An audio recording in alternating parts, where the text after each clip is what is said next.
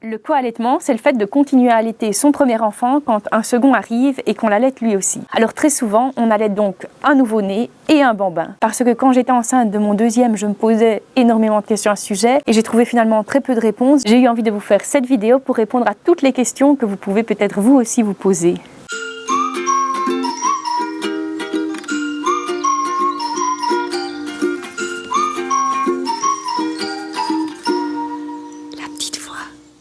Salut, c'est Joy. Sur cette chaîne, je vous partage mes vidéos qui se situent au croisement entre la parentalité bienveillante et la pédagogie Montessori. Je vous partage des idées d'activités Montessori et vous offre plein d'astuces qui permettent une relation encore plus épanouissante avec votre enfant. Je suis maman de 2 enfants, d'une fille de 2 ans et demi et d'un petit bébé de 4 mois. Quand je suis tombée enceinte de mon deuxième, ma première avait 18 mois. Et pour moi, c'était hors de question de la sevrer. C'était encore mon bébé et j'avais envie qu'elle se sèvre par elle-même. Et puis, je sais les avantages de l'allaitement et finalement, c'est quelque chose que l'on ressent dans ses tripes, que j'avais juste pas envie que ces moments de complicité se terminent. Il y a bien longtemps, j'avais dévoré un livre sur le b.a.-ba de la maternité que je vous laisse ici en image, que je recommande par ailleurs. J'avais lu des témoignages de mamans co-allaitantes qui m'avaient fait rêver. Et en même temps, ça ne m'empêchait pas de me poser ces 1000 questions. Je ne connaissais personne qui était passé par là et vivre une expérience de vie sans jamais avoir eu de témoignage direct, c'était pas toujours rassurant. J'ai pas mal hésité à publier cette vidéo, mais cette motivation a finalement été plus forte que ma pudeur ou la peur du jugement de certains. Dans cette vidéo, je vous parle de mon expérience, mais aussi de tout ce que j'ai lu et entendu sur le sujet, pour que vous puissiez, comme d'habitude, vous positionner quant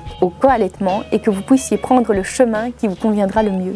Alors au niveau du sevrage pour cause de grossesse, il arrive aussi que certains aînés qui ressentent la composition du lait changé ne se sèvrent spontanément quand la maman tombe enceinte. Et il y a même des enfants qui ressentent la grossesse avant même que la maman n'en ait pris conscience et n'ait pu le réaliser. S'ils parlent déjà, ils peuvent l'exprimer ou exprimer le fait que le lait a un autre goût ou encore par leur comportement qui serait changeant lorsqu'ils ne parlent pas encore. De mon expérience, j'ai vraiment ressenti une baisse de lactation vers le milieu de la grossesse plus ou moins. Je ne souhaitais pas que mon aînée se sèvre car elle n'avait pas encore 2 ans et demi et l'OMS d'ailleurs recommande d'allaiter jusque 2 ans et demi au minimum. Et c'est vers la fin du 2e trimestre que j'ai commencé à ressentir que l'allaitement devenait difficile. Mon ventre prenait de plus en plus de place et je sentais que mes seins étaient très sensibles. Je n'ai jamais eu ce sentiment d'agressivité comme peuvent le vivre certaines mamans, mais parfois je mettais clairement ma limite. J'ai pris mon mal en patience les derniers mois car je savais que ça passerait. Il y a aussi des enfants qui arrêtent l'allaitement pendant la grossesse et redemandent à téter quand le bébé est né. Alors soit la tétée est symbolique, juste pour une fois et ne redemandent plus jamais après, ou soit ils reprennent pour de bon. Je pense qu'entre autres choses, la poursuite de l'allaitement de mon aîné lui a permis d'accepter entièrement et pleinement la naissance de son petit frère. Si vous avez envie de mettre toutes les chances de votre côté pour que cette relation se passe au mieux, je vous laisse ma vidéo sur le sujet, comment préparer son aîné à l'arrivée d'un bébé. Aujourd'hui, par imitation, on la retrouve parfois dans le fauteuil en train d'allaiter 2 de ses poupées. L'ocytocine est un lien invisible et concernant notre expérience, je suis quasi certaine que mon aîné a fini par provoquer la naissance de son petit frère. Alors d'accord, j'étais déjà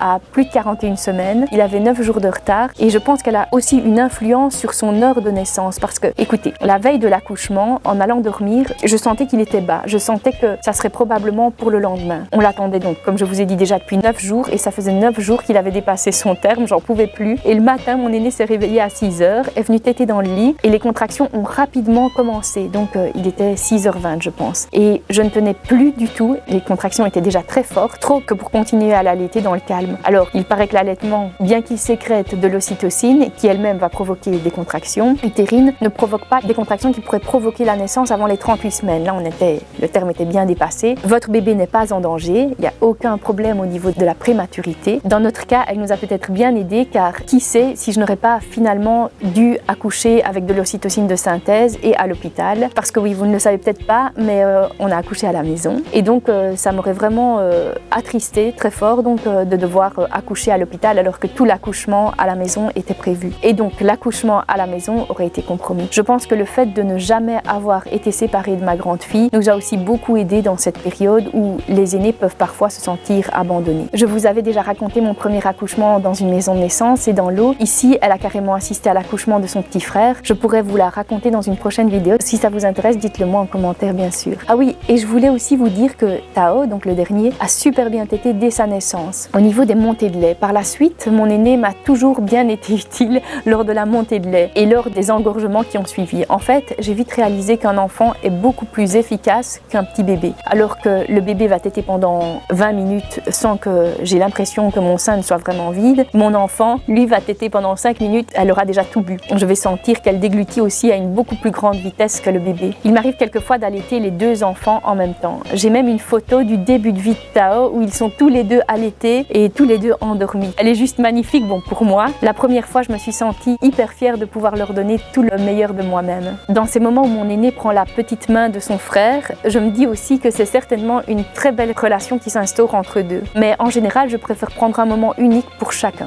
Victoria a été sevrée la nuit il y a déjà bien longtemps, quand j'ai ressenti que c'était trop pour moi et que je n'arrivais plus à l'allaiter en étant sereine et avec plaisir la nuit, ce qui a facilité le vécu de ma grossesse et facilite aussi encore aujourd'hui clairement l'allaitement de Tao pendant la nuit et permet aussi de survivre à ces réveils nocturnes qui seraient beaucoup trop fréquents si je devais continuer à les allaiter tous les 2 la nuit. Quand l'idée du co-allaitement est devenue plus concrète, je me demandais s'il resterait assez de lait pour mon bébé si ma grande venait d'être allaitée. Alors j'ai souvent entendu qu'il valait mieux donner au plus grand le sein que le bébé venait de téter, comme ça on en gardait toujours un full pour au cas où. Et c'est vraiment ce qui est préconisé, sauf qu'ici ma grande est hyper frustrée car il ne reste souvent plus assez de lait à son goût et vu qu'elle s'exprime maintenant, elle me le dit. Alors à la maison, je veille à ce que bébé ait bien mangé et je me permets de lui donner le sein le plus rempli. Et sérieux, no stress. Ça ne m'est littéralement jamais arrivé de me dire que je n'avais plus assez pour bébé. Quand j'ai informé ma sage-femme que je co-allaitais, elle a commencé à me poser des questions comme si j'étais l'experte de la matière et que je pouvais lui apprendre certaines choses. C'était marrant. Elle m'a quand même indiqué quelque chose d'assez logique que je vous partage. Le colostrum, donc le premier lait, vous connaissez sûrement cette substance super riche que l'on produit les premiers jours de vie de notre bébé, est plein d'anticorps et il est aussi super bénéfique pour notre plus grand. Voilà les mamans, j'espère avoir répondu à vos interrogations. Sachez que même si c'était un souhait pour moi de co-allaiter, rien n'était écrit d'avance. J'ai quelquefois eu peur que ma grande se sèvre durant la grossesse ou que Tao n'arrive pas à bien téter et que je ne puisse que